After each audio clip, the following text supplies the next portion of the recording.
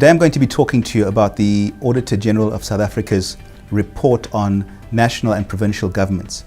I'm going to highlight one particular area, the area of IT controls. You might want to ask, what's the Auditor-General doing with IT controls? Well, there are 6 areas that he looks at, one of them of course being IT controls. Why would he need to do so? Well, his reason for this: information technology controls ensure the confidentiality, integrity and availability of state information, enable service delivery and promote national security. Looking at last year's report and comparing it to this year's report, you'll see that there's been a slight improvement in IT controls. Of course, we say slight because there are very minor percentages here and there that have changed. Now, why discuss this? Well, it's concerning from an information security and a legal risk perspective. Now, if we look at the departments that had the lowest ratings, for example, many of these departments are actually departments that deal with highly sensitive personal information. They also deal with sensitive state security information, which could be quite damaging to the state. And the fact that over 70% of them were regarded as being, if I could call it, substandard, the Auditor-General uses the term concerning or needs attention. That's worrisome.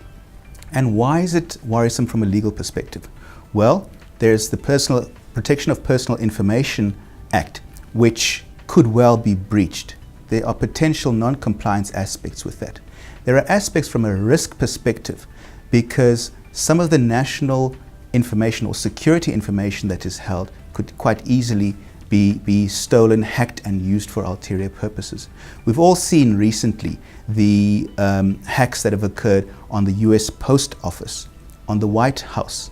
We've also seen the Stuxnet and Energetic Bear controversies, which involved hacks of the energy sector and the infrastructure related to the energy sector.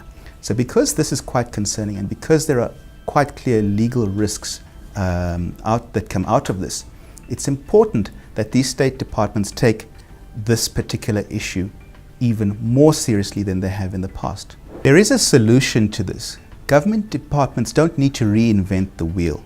In November 2012, the state approved the Corporate Governance of Information and Communications Technology Policy Framework document. This is essentially a document that any department can use to set up the systems that will satisfy the information security standards that the Auditor-General is looking for. So instead of reinventing the wheel, spending lots of money, getting consultants in, what they need to do is capacitate themselves, get in-house resources, make sure that they're properly trained, get them to implement the framework, and by next year, hopefully, we'll be seeing far better reports from the Auditor-General.